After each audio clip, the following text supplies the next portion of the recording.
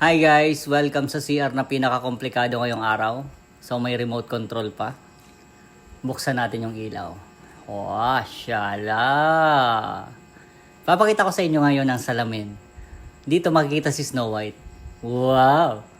Mirror, mirror on the wall. Woo! May ilaw. Sana all. At dito, yung electric fan na yan, yung ilaw na yan, may electric fan. So habang tumatay ka, nagpapakasarap ka pa rin, di ba? At nag-iiba rin siya. Sana all, paiba-iba ang kulay. Doon sa Kamalig, meron din kaming 4 na klase. May dim, may bright, may low. Yung ika-4 namin na ilaw is automatic. So, bali pag dumilim yung CR, brown out yun.